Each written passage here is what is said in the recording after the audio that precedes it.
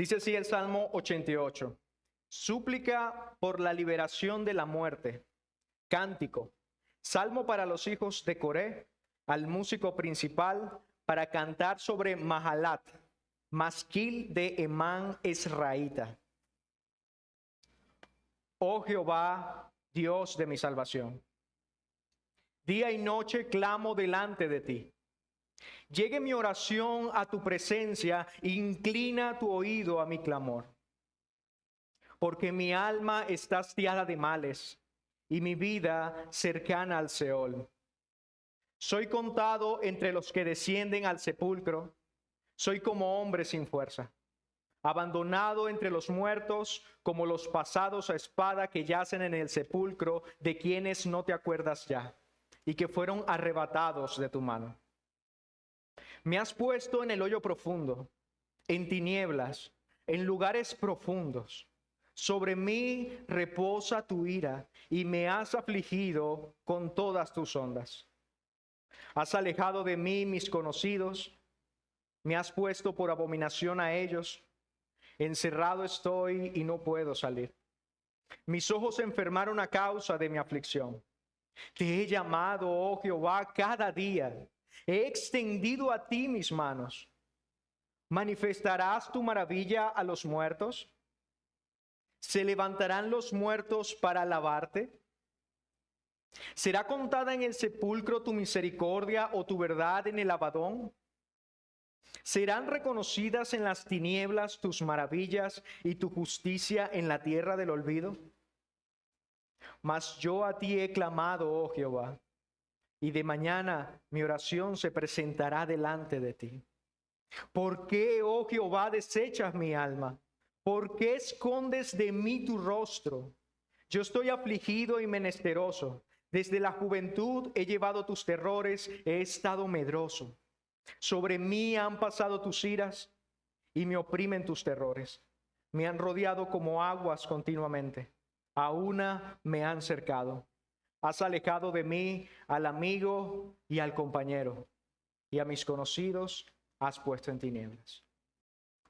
Hermanos míos, actualmente nosotros vivimos en una cultura cristiana que ha desarrollado como una especie de alergia, como una especie de rechazo al dolor y al sufrimiento. Nosotros hemos creado un cristianismo superficial de sonrisas perpetuas, donde decimos siempre que todo está bien, donde sonreímos y no nos pasa nada, donde pareciera que admitir que tenemos dolor, que tenemos tristeza, que tenemos confusión, es admitir que no tenemos fe. ¿Cuántas veces nosotros hemos escuchado o incluso hemos dicho cosas como: los cristianos nunca deben lamentarse? Si tienes fe, no deberías estar triste. O te lamentas o confías en Dios. No puedes hacer las dos cosas al mismo tiempo. Si esto es verdad, hermanos míos, ¿qué hacemos entonces con la tercera parte del libro de los Salmos, que está compuesta por lamentos? Si esto es verdad, ¿qué hacemos con el libro de Job, quien clama desde el polvo a Dios? ¿Qué hacemos con Jeremías en Lamentaciones?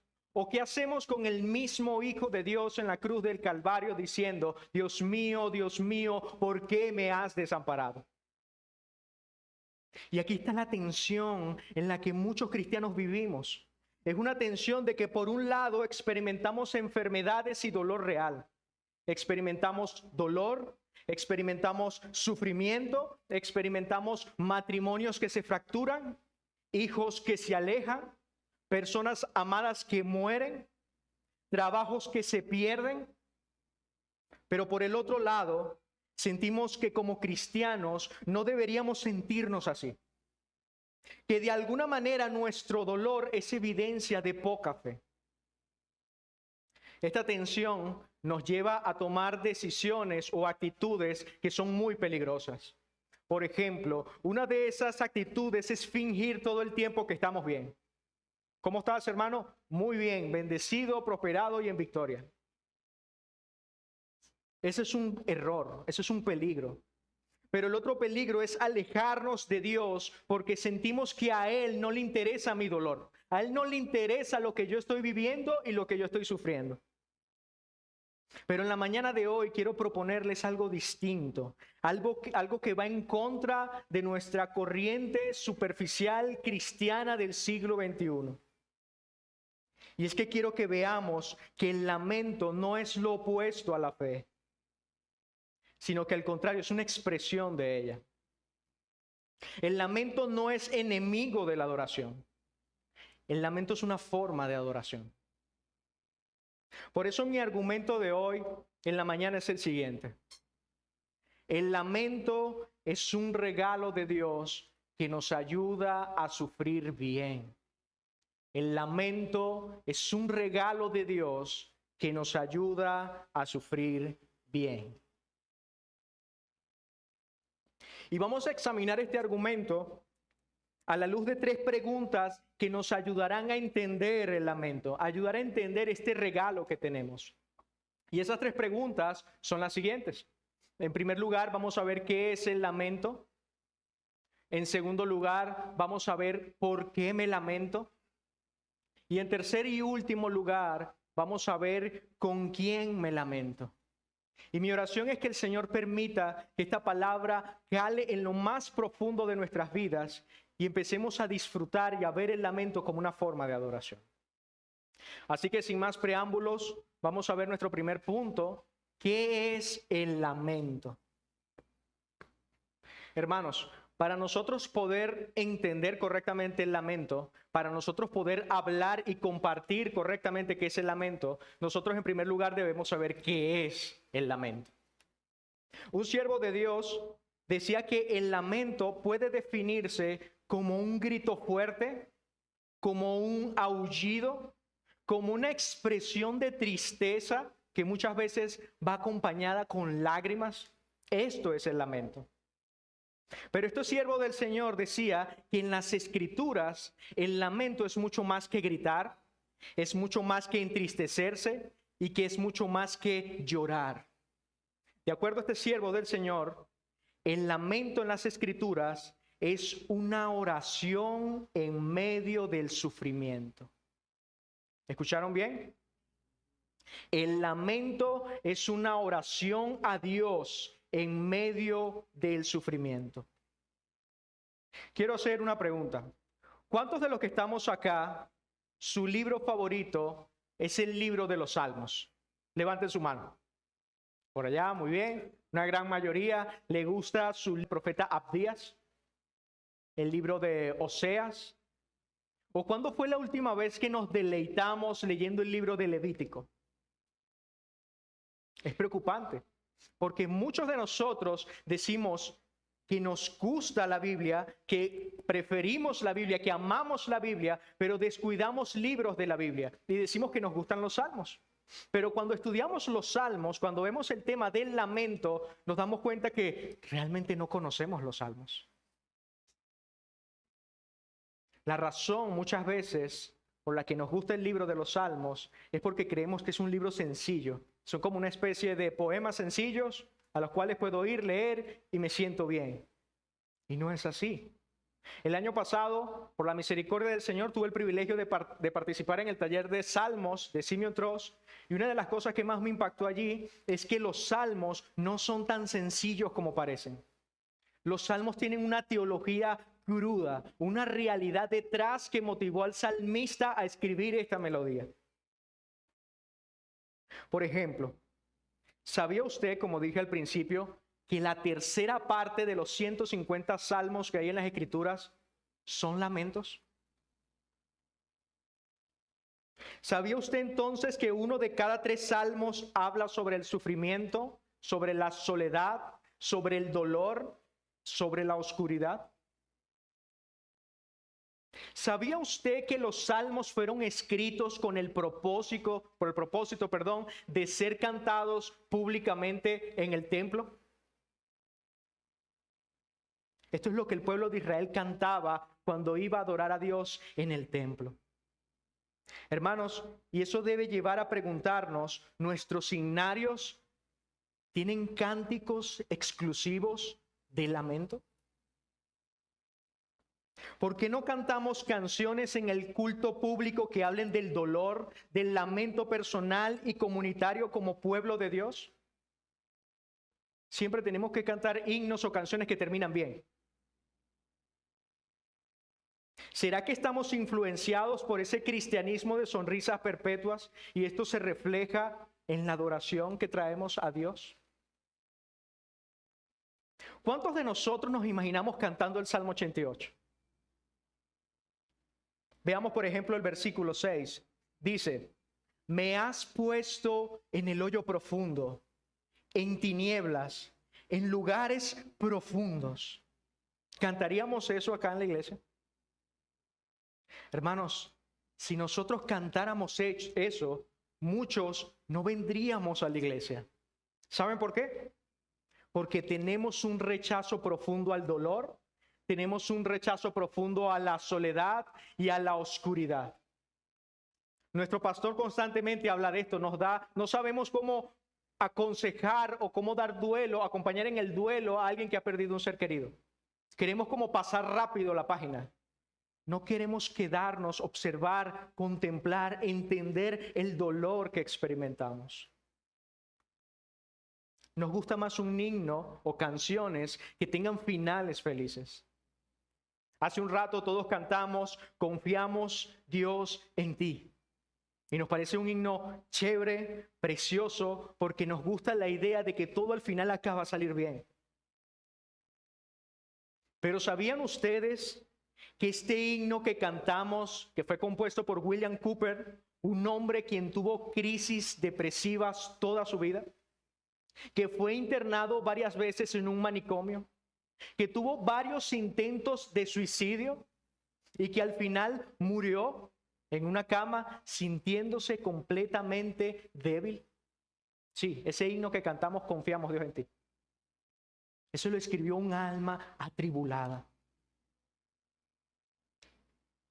Hermanos, nosotros nos lamentamos porque vivimos en un mundo roto y las cosas aquí no siempre salen bien. Las cosas en este mundo muchas veces terminan en dolor y terminan en sufrimiento. Por eso debemos recordar que este Salmo 88 fue puesto por Dios mismo en el himnario de Israel para que su pueblo se lamentara. ¿Hemos pensado en eso? El Dios grande y poderoso inspiró a un hombre que pasó tribulaciones para que escribiera un salmo de lamento con el fin de invitar a su pueblo que en el día del Señor vinieran a lamentarse delante de él. Incluso hay un libro en las Escrituras que se llama Lamentaciones. Lamentaciones del profeta Jeremías. ¿Lo hemos leído? Ese libro en su capítulo 3, Jeremías dice, yo soy el hombre que ha visto aflicción bajo el látigo de su enojo. Él me llevó en tinieblas y no en luz. Ciertamente él contra mí volvió y revolvió su mano todo el día. ¿A dónde quiero llegar, hermanos? Quiero que reformemos, renovemos nuestra manera de ver el lamento. Quiero que sepamos y que estemos convencidos que el lamento no es pecado, que el lamento no es irreverencia, sino que Dios mismo a través de su palabra nos invita a todos nosotros a lamentarnos. Por eso es importante que sepamos muy bien qué es el lamento. Es una oración a Dios en medio del sufrimiento. También es importante, como acabamos de decir, que entendamos que es bíblico lamentarnos. Las Escrituras nos muestran ejemplos de hombres de Dios, no incrédulos, hombres de Dios que se lamentaron. Tenemos a Job, tenemos a Elías, tenemos a Moisés, tenemos a Isaías, tenemos a Cristo mismo lamentándose en el Nuevo Testamento. Él nos ha dejado el libro de Lamentaciones, Él nos ha dejado el libro de los Salmos y Él nos ha dejado el Salmo 88 para invitarnos a adorarle en medio del sufrimiento. Ahora bien, mis hermanos, ahora que hemos entendido y que podemos saber y que tenemos más luz de que el lamento es una oración a Dios en medio del sufrimiento, quiero que entremos a nuestro segundo punto. ¿Por qué me lamento?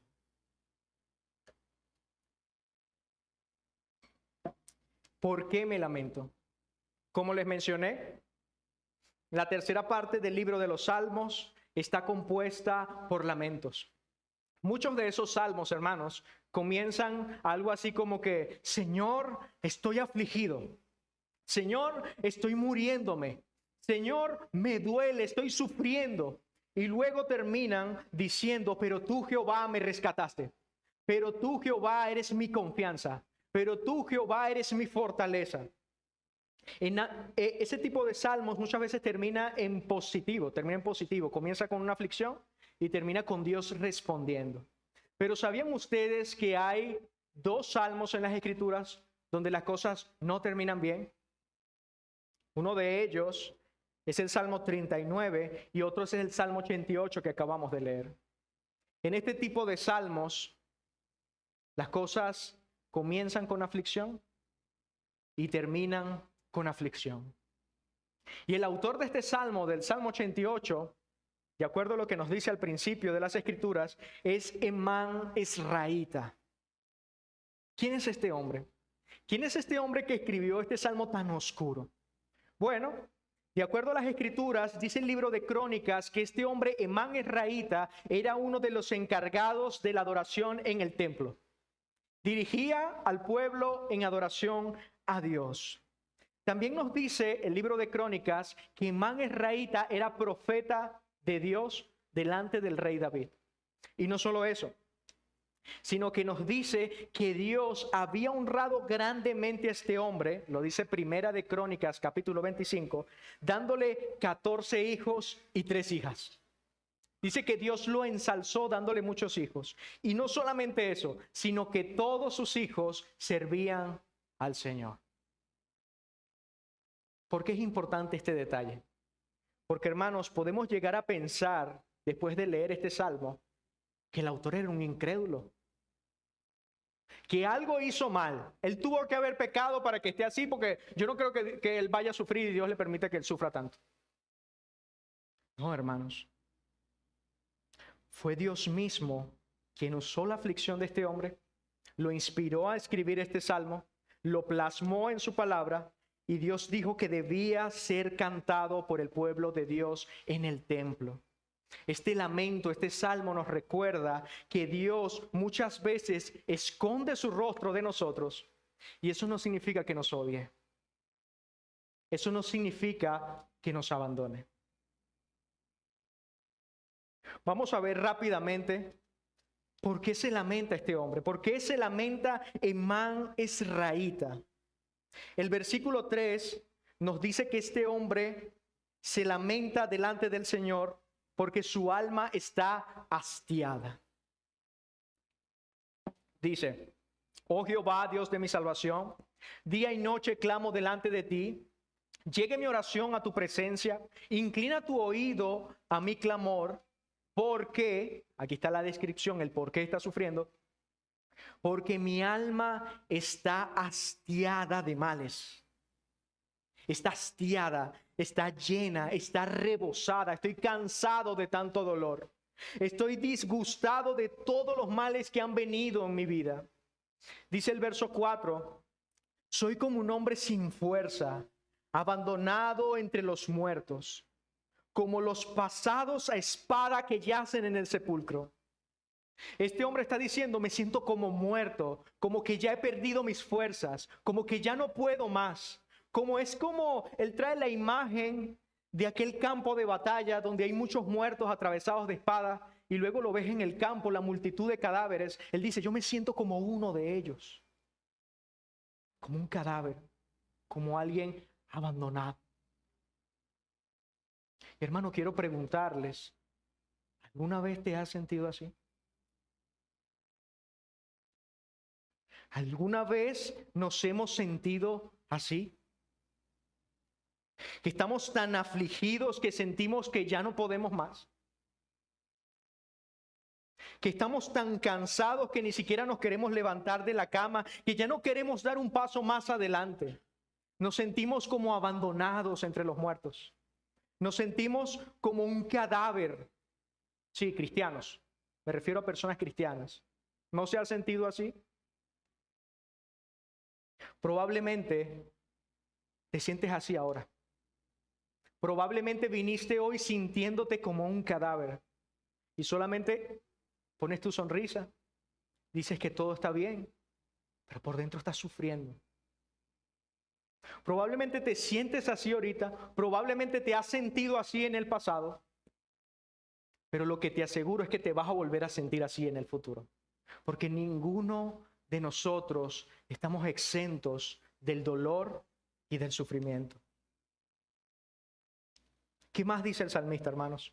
Veamos qué dice el verso 9. Él dice, mis ojos enfermaron a causa de mi aflicción. En el 15, él dice, estoy afligido y menesteroso. Desde la juventud he llevado tus terrores, he estado medroso. Hermanos, este hombre lo que está diciendo es, estoy enfermo.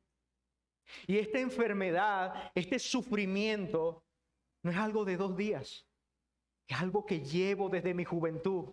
No solamente estoy agotado emocionalmente, no solamente tengo oscuridad internamente, sino que físicamente también estoy destruido, ya no aguanto más.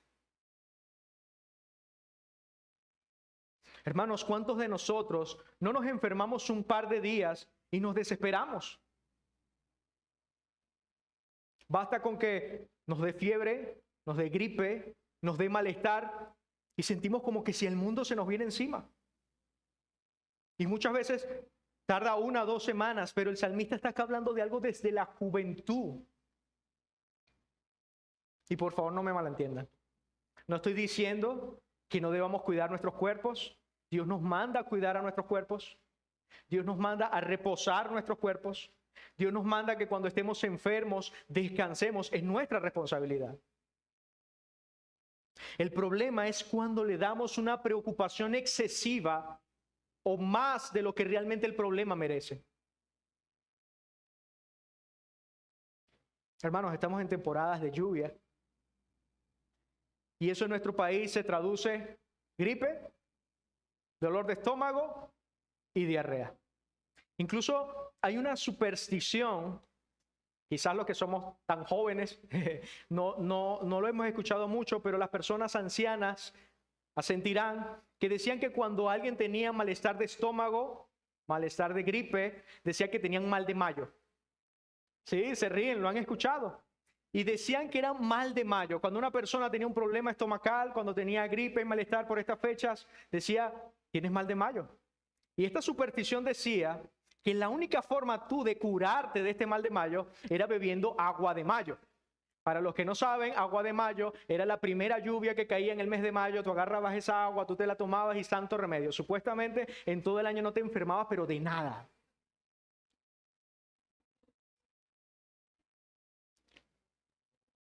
¿A dónde voy con esto, hermanos? Que nosotros debemos tener cuidado de no descuidar nuestros cuerpos y no ser indiferentes cuando enfermamos. Pero tenemos que tener cuidado de preocuparnos excesivamente por las enfermedades comunes que nos suceden todos los años como si fuera una señal apocalíptica. Debemos tener cuidado. Esto es consecuencia de vivir en un mundo caído. Nos enfermamos. Pero esta no parece ser la situación del salmista. Su enfermedad no era algo que había experimentado desde hace una semana, desde hace un mes, sino que dice que estos terrores, esta aflicción lo ha llevado desde su juventud. Hermanos, piensen en un instante en todos aquellos hermanos amados que están en medio de nosotros, que han estado lidiando con enfermedades terribles a lo largo de los años. Hermanos que han enfrentado terriblemente las consecuencias de vivir en un mundo caído. Hermanos que han sufrido la infertilidad entre nosotros. Que a través de los años han padecido y se sienten como si llevaran los terrores del Señor todos los días de su vida. Hermanos entre nosotros que han padecido enfermedades cerebrales, que han padecido enfermedades autoinmunes, ese tipo de enfermedades que el cuerpo ataca al propio cuerpo como si fuera su enemigo. Hay hermanos aquí hoy que han padecido de lupus por largo de los años, por diabetes, esclerosis múltiple y muchas enfermedades más. Pensemos por un instante, ¿cómo será su vida a diario?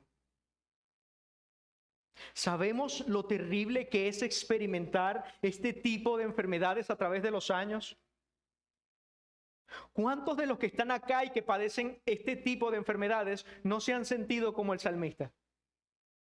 Quizás no lo expresan, pero por dentro también tienen ganas de decir: Señor, desde la juventud he llevado tus terrores, estoy afligido, estoy enfermo. ¿Hasta cuándo? ¿O no se sienten así? Miren lo que dice el versículo 6. El salmista dice: me has puesto en el hoyo profundo, en tinieblas, en lugares profundos. El verso 7 dice: sobre mí reposa tu ira y me has afligido con todas tus ondas. Quiero hacerles una pregunta. ¿A quién el salmista está atribuyendo su sufrimiento? A Dios. Muy bien. ¿Esto nos pone incómodos?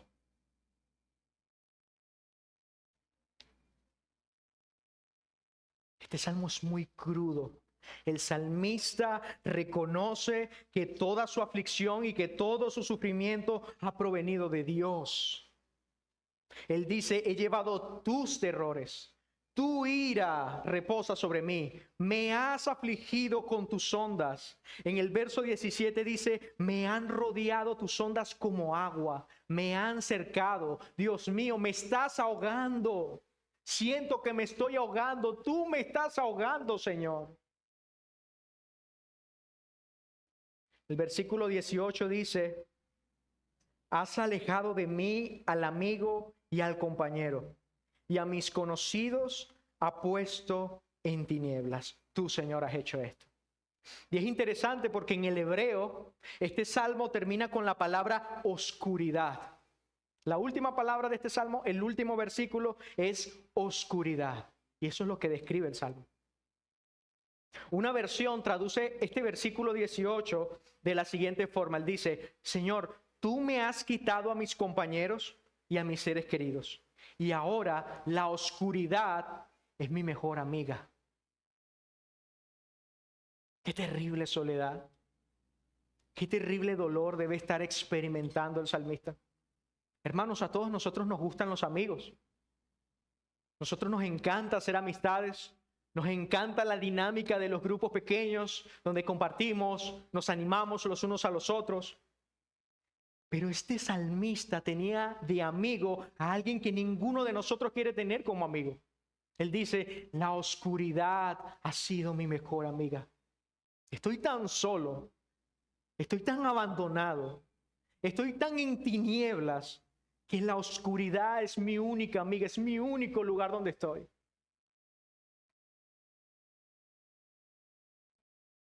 Lo que me gusta de este salmo, hermanos, y quiero que también te guste a ti y que lo medites tú también, es que el salmista no está fingiendo que está bien. Él no está fingiendo que está bien. Él está sufriendo tanto. Él no tiene tiempo para poner apariencias y decir: no, pero es que me voy a reponer. No, sí, no estoy bien. Él reconoce que se encuentra muy mal y por eso él se está lamentando delante de Dios. Él no está ocultando su dolor. Él no lo está negando. Él no está tratando de lucir fuerte delante de los demás porque yo soy Emán, el que guía al pueblo de Dios en la adoración. No. Él está siendo honesto con Dios. Y por eso vuelvo a preguntarte: ¿alguna vez te has sentido así? Estoy seguro que sí.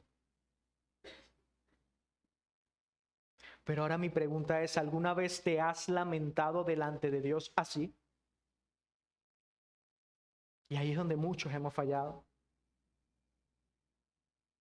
¿Alguna vez nos hemos lamentado delante de Dios o quizás nos hemos refrenado porque sentimos que es pecado, a pesar de que por dentro sentimos que vamos a explotar y queremos desahogarnos y contarle a Dios cómo nos sentimos con todo nuestro ser? Fíjense en el versículo 4. Soy contado entre los que descienden al sepulcro. El salmista sentía que la muerte estaba cerca. El salmista sentía que pronto iba a morir, y por eso cuando tú lees todo el salmo te das cuenta que la idea de la muerte predomina. Él dice, estoy como en un sepulcro, estoy abandonado entre los muertos, como los pasados a espadas.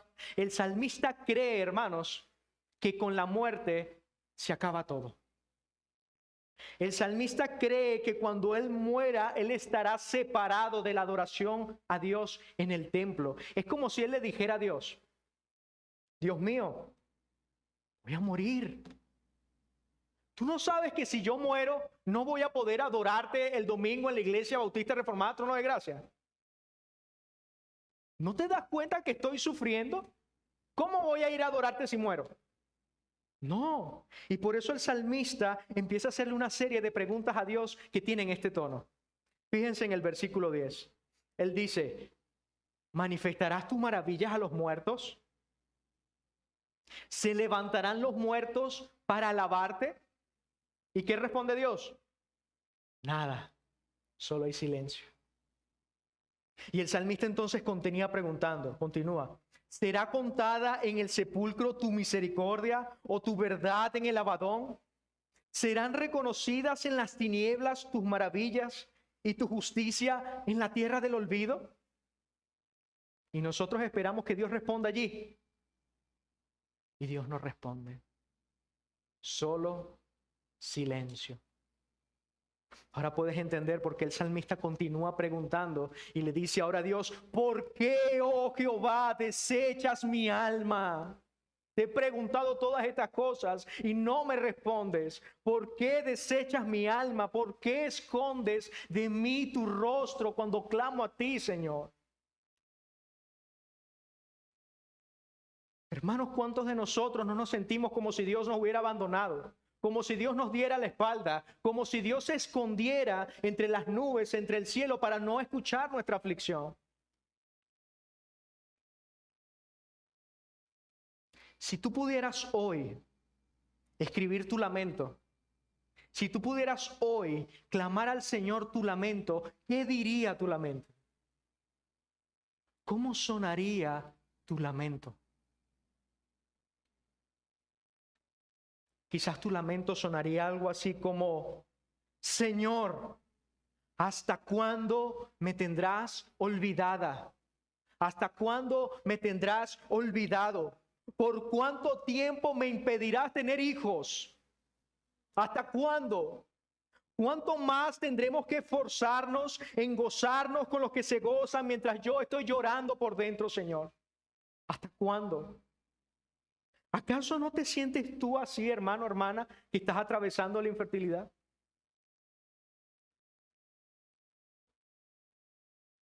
O quizás tu lamento suena como, Dios mío, ¿por qué tengo que padecer esta enfermedad?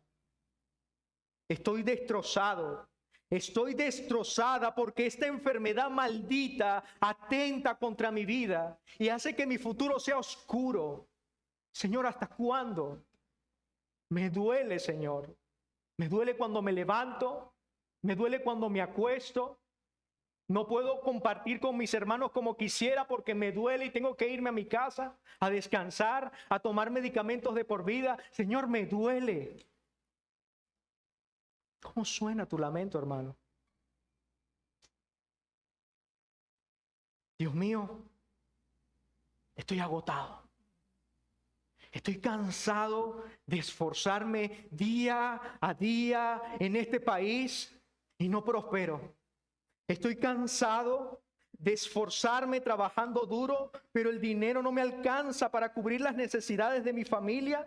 Me angustio en pensar cómo voy a llegar a fin de mes. Me angustio en pensar cómo voy a proveerle un hogar a mi esposa y a mis hijos. Me angustio pensar cómo yo voy a prosperar en este país, cómo voy a comer. ¿Cuánto se ha sentido así? Señor, mira a mi esposo. Mira a mi hijo. Mira cómo se aparta de ti. Mira cómo camina a tus espaldas. Mira cómo se burla de la fe, Señor. Dios mío, mira cómo van camino a la destrucción las personas que yo amo. Mira cómo te dan la espalda, Señor. Haz algo, deténlos en su necedad. Estoy cansado y cansada de llorar todos los días por su salvación. Estoy cansada de levantarme cada mañana, cada domingo, esperando ver a mi hijo entrar en la iglesia y hoy tampoco viene. Señor, ¿hasta cuándo? Señor, ¿tendrás un esposo para mí? ¿Tendrás una esposa para mí? Todos los años veo cómo mis hermanos se casan, cómo forman familias, cómo se ven alegres en las redes sociales. Y yo me siento solo. ¿Te acordarás de mí? ¿Por qué escondes tu rostro, Señor? Hermanos, nosotros podemos lamentarnos delante de Dios. Hermanos, cuando nosotros leemos los salmos de lamentos, nosotros vemos al pueblo de Dios lamentándose de esta forma. ¿O acaso no recuerdan a Moisés en el libro de Números cuando le dice a Dios: ¿por qué tratas mal a tu siervo? ¿Por qué no he hallado gracia ante tus ojos que has puesto sobre mí la carga pesada de llevar a este pueblo? ¿O acaso no recordamos a Jeremías cuando en su libro de Lamentaciones dice: oh Señor, me engañaste y fui engañado? Fuiste más fuerte que yo y me dominaste. Ahora por tu causa soy objeto de burla todos los días de mi vida. Por lo tanto, no hablaré más en tu nombre. Jeremías, el profeta del Señor. O Isaías cuando dijo: en vano he trabajado, en vano y para nada he gastado mis fuerzas. ¿O acaso no recordamos la oración de Cristo en la cruz? Dios mío, ¿por qué me has desamparado? Nuestro mismo Señor Jesucristo lamentándose. Vemos en el Nuevo Testamento, vemos a Pablo diciéndole al Señor: Señor, te he pedido 3 veces que quites este aguijón de mí. O incluso, si vamos a Apocalipsis, nosotros podemos ver a los santos que han muerto, que se levantan y le dicen: Señor, ¿hasta cuándo, santo, verdadero, no juzgas y vengas nuestra sangre en los que moran en la tierra? ¿Hasta cuándo, Señor?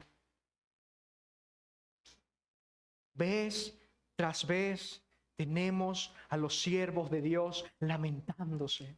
Y de una manera cruda, de una manera real, de una manera sentida.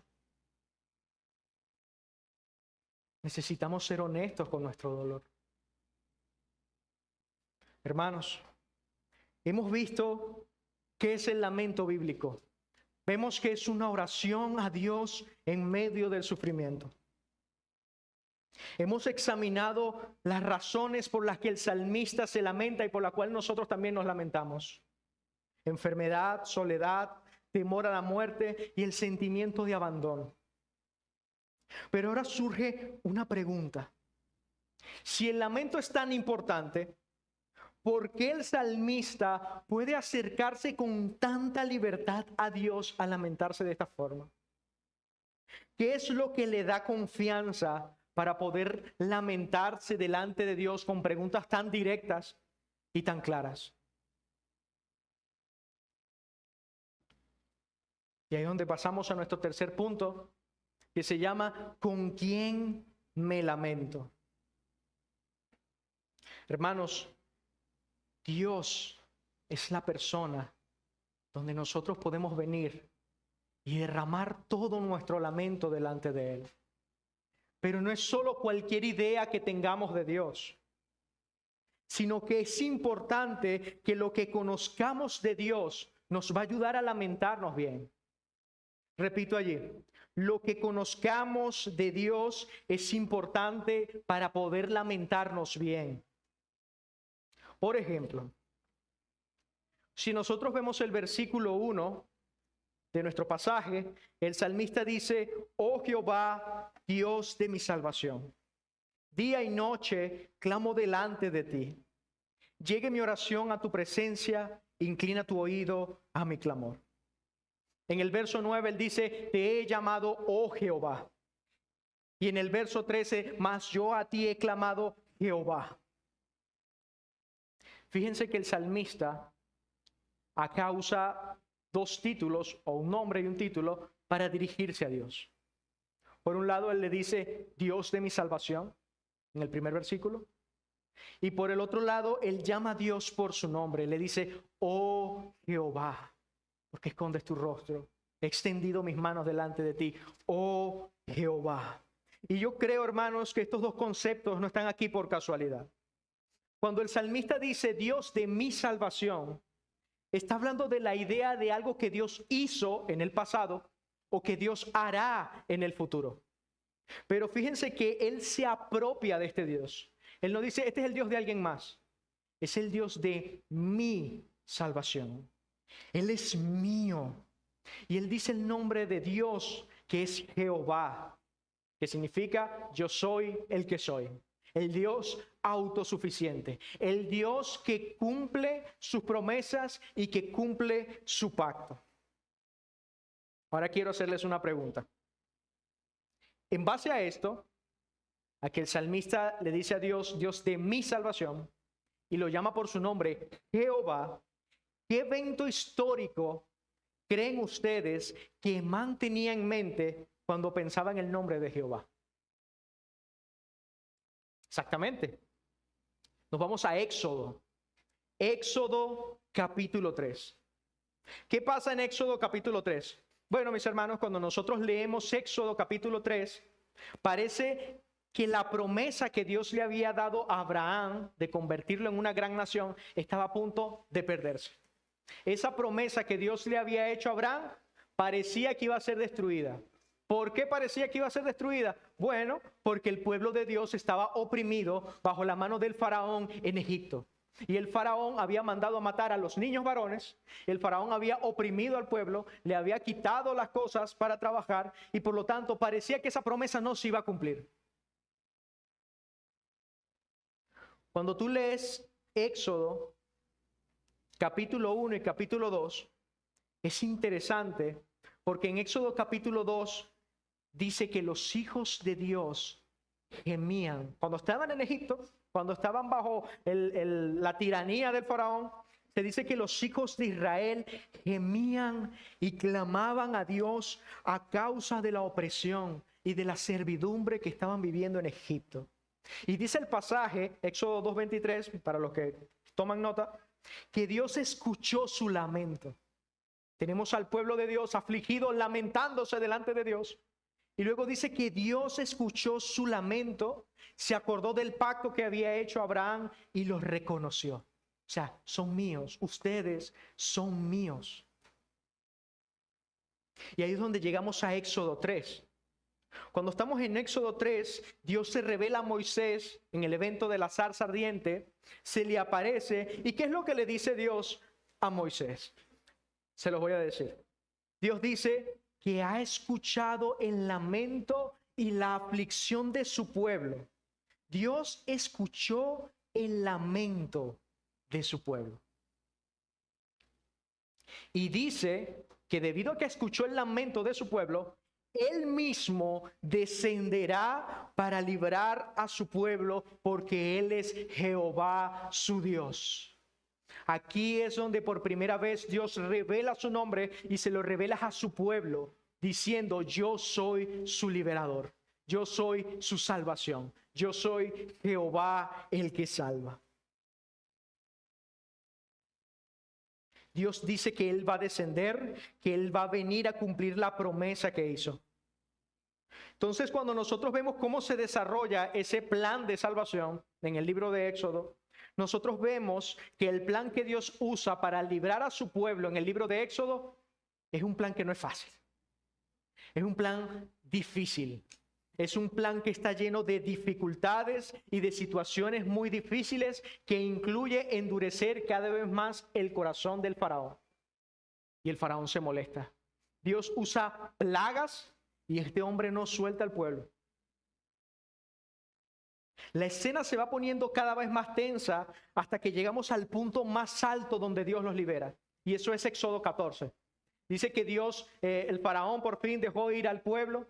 El pueblo va avanzando, el faraón se arrepiente y empieza a perseguir al pueblo. Y el pueblo llega a un lugar donde tiene al Mar Rojo al frente. Y no hay otro lugar a donde ir. Ya va Dios. ¿Este era tu plan? ¿Tú quieres matarnos? Eso es lo que tú quieres, que me quieres matar. Y eso era lo que pensaba el pueblo, hermanos. Y dice que Dios en ese momento abrió el Mar Rojo, el pueblo pasó y la historia ya ustedes la saben. Se murió, fueron ahogados los egipcios y luego que cruzaron el Mar Rojo, ¿qué es lo primero que canta el pueblo? La salvación es del Señor. Amén. Ahora bien, cuando Emán el salmista piensa en Jehová, el Dios de mi salvación, ¿qué creen ustedes que está pensando? En todos estos eventos históricos, él mira al pasado, él mira a Dios y cómo Dios ha cumplido todas las promesas de su pacto, cómo Dios ha hecho cosas poderosas para salvar a su pueblo. Él sabe quién es Dios en medio de su aflicción, por lo tanto él sabe que puede venir delante de él a clamar. Dios de mi salvación, Jehová mi Dios, estoy afligido. Porque él sabe que Dios escucha el lamento de su pueblo. Y esto es importante que lo entendamos porque nuestro conocimiento de Dios va a determinar cómo sufrimos.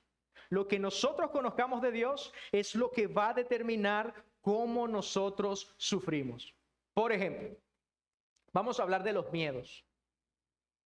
Se podría definir el miedo que hay como una especie de miedo bueno y miedo malo, digámoslo así. Un miedo necesario y un miedo peligroso. Por ejemplo, un miedo necesario es que tú de repente vas por la calle en la noche, ves a unos hombres armados y te da miedo. Y por lo tanto te desvías de calle, vas a otro lugar con el fin de guardar tu propia seguridad. Ese miedo es bueno, es una especie de alerta dada por Dios para evitar el peligro. Pero hay otro miedo que vamos a decir que es el miedo malo, que es el miedo peligroso, que es cuando nos volvemos miedosos de cualquier cosa de tal manera que habitamos en el miedo. Habitamos en la ansiedad, somos dominados por el miedo y la preocupación de todas las cosas. Y esto es importante porque hoy en día los cristianos estamos tratando de buscar legitimizar el miedo malo. No el miedo bueno, sino el miedo malo. Y un siervo de Dios decía que este tipo de miedo es una ofensa contra Dios. Tener miedo malo cuando conoces todo lo que Dios ha hecho es una grosería delante de Él. ¿Por qué este miedo es ofensivo? Porque, hermanos, lo que ustedes y lo que yo conocemos acerca de Dios, de lo que Él ha hecho en el pasado, no nos da ninguna razón para dudar de Él. Lo que nosotros conocemos de Dios no nos da ninguna razón para dudar de Él. Así que la única forma en que nosotros seamos atrapados con el miedo, con la preocupación, es que nuestro conocimiento de Dios sea muy débil. Por eso es que cuando sufrimos, no venimos a lamentarnos delante de Él, porque para nosotros ese Dios es débil. Este Dios no responde. ¿Para qué yo voy a venir a lamentarme delante de Dios si este es un Dios impotente?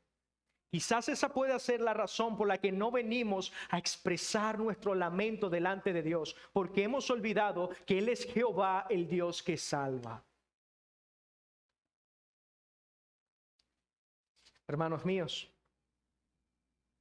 aquellos que les gusta leer el libro de los Salmos, ¿qué tal si toman los 150 salmos y van a hacer el siguiente ejercicio? Cada día Ustedes toman un salmo y van a ver qué aspectos del carácter de Dios muestra este salmo. ¿Qué atributo yo veo reflejado en este salmo? Yo veo su soberanía, su poder, su providencia, su juicio, su capacidad de escuchar y responder. Nosotros vamos a hacer este trabajo o esta tarea. Y luego de los 150 salmos, tú te vas a dar cuenta que tenemos un Dios grande y poderoso. Verán que tenemos un Dios gigante. Tenemos un antídoto poderoso contra el miedo, contra la preocupación y contra la ansiedad. Y debido a que tenemos un conocimiento grande de Dios, podemos, como el salmista, acercarnos delante de Él, a exponer lo que nos duele. Podemos venir delante de Él a lamentar nuestro dolor, porque sabemos que Él es un Dios grande que salva. Hermanos, alguien decía que cuando nos lamentemos delante de Dios, no traigamos nuestro orgullo, traigamos nuestro dolor. No vengamos exigiéndole, sino que vengamos desde la debilidad, mostrando lo que sufrimos, expresando nuestros dolores, nuestras luchas, nuestras cargas. Esto es lo que hacía Emán el Ezraíta. Él sabía que Dios es el único que nos puede escuchar. Él sabía que Dios es el único que puede lidiar con mis aflicciones. Él sabía que Dios es el único que puede proveernos paz, que puede traer calma a nuestros corazones inquietos. Él sabía que Dios era el único que entendía verdaderamente mi aflicción. Y él sabía que era el único que podía librarme de la muerte. El salmista conocía tanto a Dios que entendía que sus aflicciones provenían de parte de Él. Nosotros cantamos un himno hace rato. ¿Cómo recibiré de ti el bien y el mal rechazaré? Él sabía, el salmista sabía que Dios mismo también traía el mal y enviaba el bien. Y si tú y yo conocemos a Dios, sabremos que Él no tiene ningún problema en escuchar nuestros lamentos, así como tampoco tiene ningún problema en escuchar nuestras alabanzas. Por lo tanto, quiero invitarlos, hermanos míos, por medio de esta palabra, por medio de este salmo, a que puedan venir a lamentarse delante de Dios, que sean honestos con Él, que incluso puedan decirle: Señor, yo sé que tú eres bondadoso, pero a veces siento que eres como cruel conmigo. Ayúdame a verte en medio de mi dolor. Así como hizo Job, hablar con libertad con Dios, porque Él nos ha dado este regalo para sobrevivir en medio del dolor. Él nos ha dado el lamento como el regalo para sufrir bien. Pero antes de terminar, hay algunas preguntas que no se han respondido. ¿Qué hace Dios con las preguntas del salmista que no tuvieron respuesta? ¿Recuerdan? Cuando hubo silencio. Y uno se pregunta, ¿qué clase de Dios es este? ¿No es el Dios de salvación? ¿No es Jehová el que salva? ¿Qué pasó con las preguntas del salmista? Bueno, Dios en ese momento no le dio respuestas al salmista, pero le dio la fortaleza para perseverar en medio del sufrimiento. Este salmista, Emán Ezraíta, él no se apartó de la fe. Al contrario, el hecho de que este salmo esté en las Escrituras es evidencia de su fe. Es una evidencia de cómo la fe se lamenta delante de Dios, confía en Dios en medio de su sufrimiento. Sin embargo, Dios sí dio una respuesta. Siglos más tarde, Dios respondería definitivamente en la cruz del Calvario. Allí, el Hijo de Dios, Jesús, que su nombre significa Jehová salva, nos mostró cómo Él nos salva. Él nos salva a través de su dolor, a través de su sufrimiento y a través de su muerte. Dios nos salva a través del sufrimiento. Y allí colgado en la cruz, el Hijo de Dios, el Dios hombre, también se lamentó. Recordemos, este hombre había sido golpeado, había sido escupido, sus amigos lo abandonaron, uno de ellos lo vendió. Le pusieron una corona de espinas mientras lo golpeaban y lo bofeteaban. Cargó una cruz cansado, con dolor. Él también padeció. Él es quien decía en Getsemaní: Señor, si es posible, pasa de mí esta copa, pero que no se haga mi voluntad sino la tuya. Bueno, este Hijo de Dios ahora está en la cruz, y en medio de esta soledad, en medio de esta oscuridad, que dicen las Escrituras que vinieron tinieblas incluso a la tierra, Él dice: Dios mío, ¿por qué me has abandonado? Y Dios también dio silencio. Él también recibió el silencio, pero Él no recibió el silencio por Él mismo. Él no merecía ese silencio de Dios.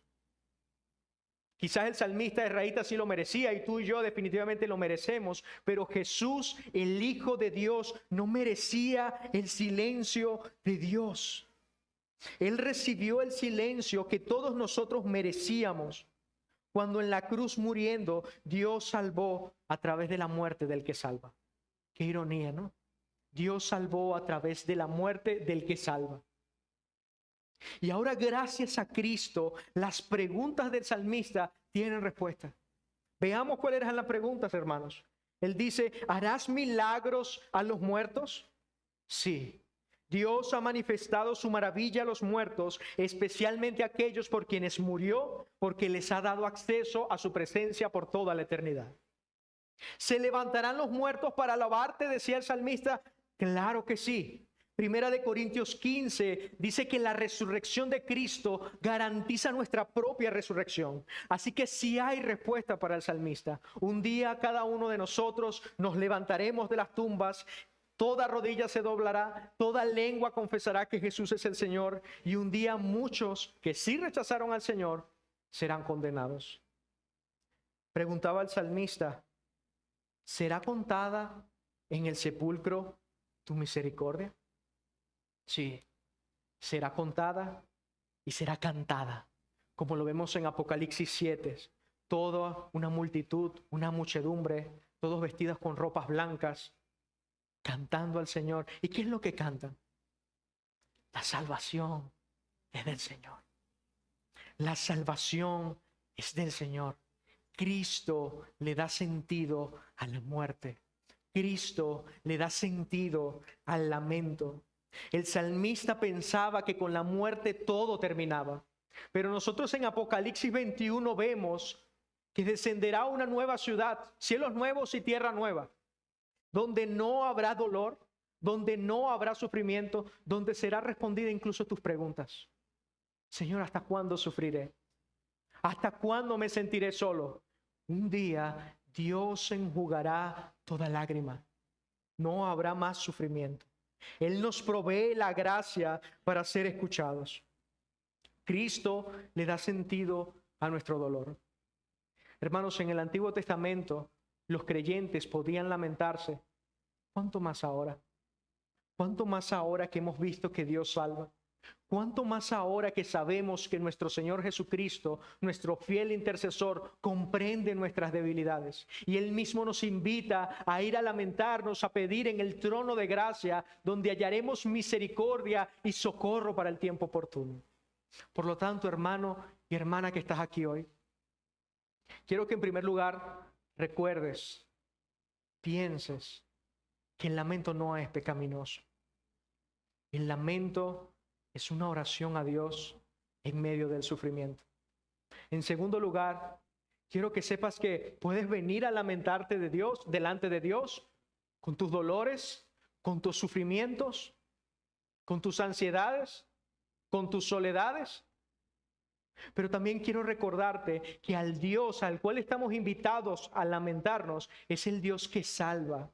Y que Él ha dado su respuesta, y Él nunca nos ha dejado solos. Él abandonó a su Hijo para no abandonarnos a nosotros. Él nos ha dado su Espíritu Santo, quien nos acompaña todos los días hasta el día de su venida. Nunca estaremos solos. Por lo tanto, ven con confianza y lamentate delante de Él. Vamos a orar. Señor, gracias por este salmo. Gracias, Señor, porque este salmo nos permite ver con claridad tu palabra. Nos permite incluso comprender más tu carácter, Señor. Gracias, Señor, porque tú nos invitas a lamentarnos delante de ti. Tú invitas a poner nuestras cargas sobre ti, Señor. Ayúdanos a adorarte por medio del lamento, Señor. Nosotros vivimos en un mundo caído. Nosotros experimentaremos dolor. Nosotros seguiremos experimentando quebranto y sufrimiento. Pero, Señor, gracias porque podemos venir a ti a lamentarnos. Te pido en el nombre de Jesús que escuches los lamentos de cada uno de mis hermanos. Escúchalo, Señor. Venimos a ti, permanecemos en ti. Como decía Job, aunque muramos, esperaremos en ti, Señor.